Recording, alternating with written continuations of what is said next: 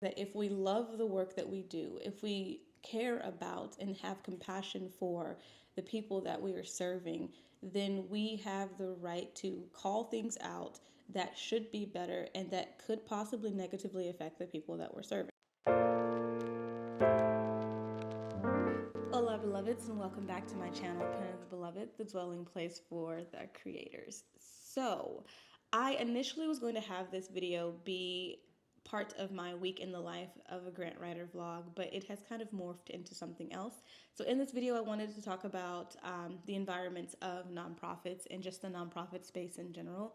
I get a lot of comments saying that this work is rewarding and that people are so excited to go into the nonprofit space. And I wanted to make a video about some of the things that I've encountered in this space and how, yes, it's lovely, it's worth it, it's worthy work, but there are things that come into play that exist in any other workforce. And I think that's something that's often overlooked is just because nonprofit is not corporate doesn't mean that some things don't still work the same.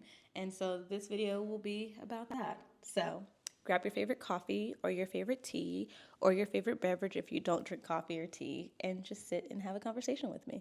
I definitely think for anyone who's interested in coming into nonprofit, because you can't, unless you start off grant consulting, from the very beginning, you more than likely will find your start in a nonprofit space, in a nonprofit office where you are kind of in the thick of the volunteerism and the meeting the donors, volunteers, and you're kind of in the work pretty much. There's one book that I came across that I haven't finished yet, and it's called The Nonprofit Industrial Complex.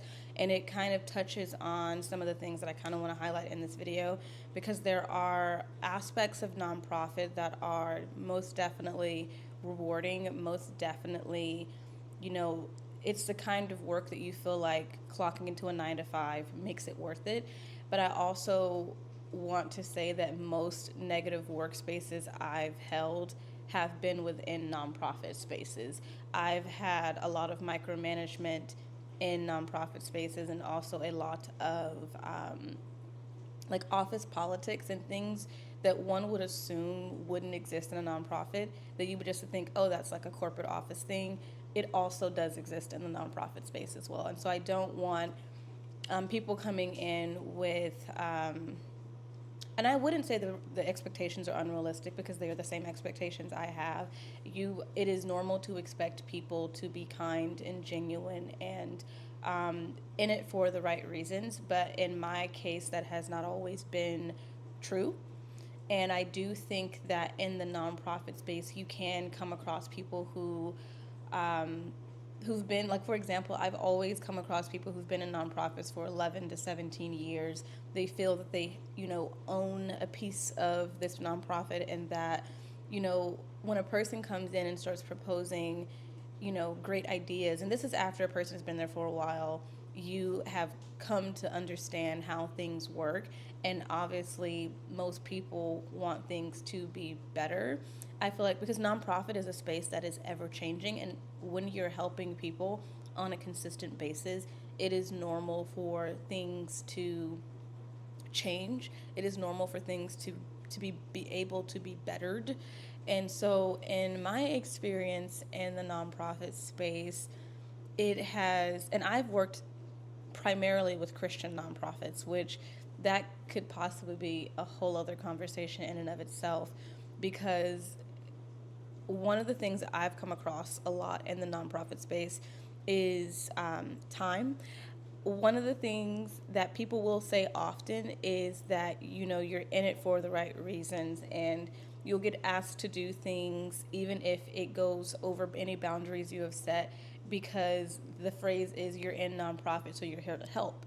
And that is, could be, I think, furthest from the truth, because trying to cross lines on people's boundaries because a person works in nonprofit is just not acceptable. I have been asked to stay and work till 9 p.m.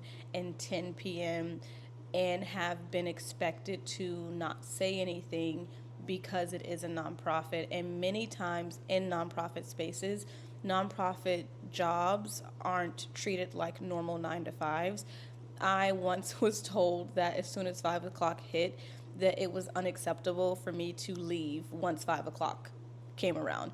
And my response is like, the job is 9 to 5. My contract says 9 a.m. to 5 p.m. So me zipping up my bag once 5 o'clock on the dot hits is not any type of employee red flag. And so in other cases where I was an after school program director and a summer camp director, sometimes my nights would go to 10 p.m., 11 p.m. And when myself and other interns at the time would like voice these concerns, the tone we were most always met with was, you signed up for this is nonprofit, you're here to help, you're using your skills and your talents. And it was never really, it was not a space for boundaries to abound really in any, I would say, in any environment that I've worked in, boundaries were almost never accepted. And when a person would try to enforce their own personal boundaries and professional boundaries, it was almost often overlooked, and that person was made to be an issue and a problem. And I also want to preface that these are just my my insights on nonprofit work, that and even some other people would also agree, because we're not even touching into other aspects of diversity and inclusion and what that looks like to be, a BIPOC person in a primarily white space that is, the leadership is primarily white, but it's a nonprofit that primarily serves Black people, and so primarily serves Latino people. So like that's as like the book says, the industrial complex of nonprofit. It's a beautiful space to be in, most definitely a beautiful space to be in. But I do think that there are facets of the nonprofit space that aren't often talked about, because people are very good at saying you will love it here, and they will highlight the positives of what they do and not really highlight, that there are things and issues that could be fixed. And, we're working on bettering ourselves and bettering our environment because we want you to feel, at peace in this place. So there's that. And, if people were to ask me, like, would you recommend going into nonprofit? I think that I would say yes and no. I don't really have a solidified answer on that, simply because every nonprofit is different. But I definitely think almost all nonprofits have things that they could work on. And I honestly think the boundary setting is probably the biggest one, because just because a person desires to shift their career towards nonprofit, because when we hear nonprofit, we hear selfless, we hear advocate, we hear a person who is willing to give of themselves to make the reality of wholeness possible for others. And to a degree, that is very true, but I also think it's taken advantage of. And so it isn't that I wouldn't recommend nonprofit. I would recommend researching the nonprofit that you're thinking of going into. I would recommend asking, genuine questions. You don't have to interrogate your potential employer, but to ask questions about, what is the work environment like? Ask scenario questions of, if something comes up and I have to leave work early, how would you respond to that? Like those types of questions. And also to understand that boundaries in the workplace are just important as boundaries in any area of your life. And people may not always be receptive to that, but I definitely think those are two of the things, is researching the nonprofit and also being comfortable with setting necessary boundaries in place. And I can say all this because in my last 8 years of experience within the nonprofit space, I have come across one of these things of either affecting boundaries, or a person who's been there so long that the new person kind of throws them off, and they're the person, like one of the things I heard in almost every nonprofit, no matter how old or how new in its infancy that it is this is how we've always done things. And my sister has told me this, that and I think the difference is when you've been in a place long enough to start enacting change, that is completely and totally normal. And I feel like in a lot of spaces, people can make wanting things to be better as if, like the phrase, just let sleeping dogs lie. I think some people are kind of just like, why do we have to make things better? Why do we have to try and do things differently? And I feel like that is something that is so common within the nonprofit space. But the thing is like, if we're trying to make a better environment for the people that we're serving, because in all actuality, if you're in nonprofit, it is not about you. It's about the people that you're serving. And I feel like that gets swept under the rug because ideologies and egos and all of these different things start to come into play, and people get territorial about nonprofit spaces. And this is just my personal experience. So maybe that's just why, it sounds as if I'm dogging, the nonprofit space. And I'm not, but it kind of reminds me of the James Baldwin quote that where he says, I love America and therefore I reserve the right to critique her, because when you love something, you want it to be better.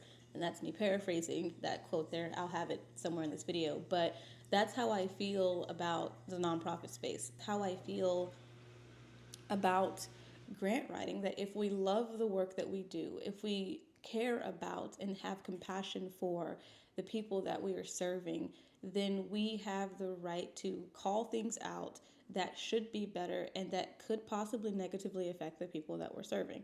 And I think in a lot of ways, I just think that bothers some people. And why, I honestly could not tell you. I don't know. But would I ever change the work that I do? No, I would not. I genuinely believe I would still go into the nonprofit space. I believe this is where God has me, has gifted me, has blessed me, and given me the grace to do. Because some days I have considered just leaving nonprofit and going into the corporate space and working as a copywriter, because that seems easier.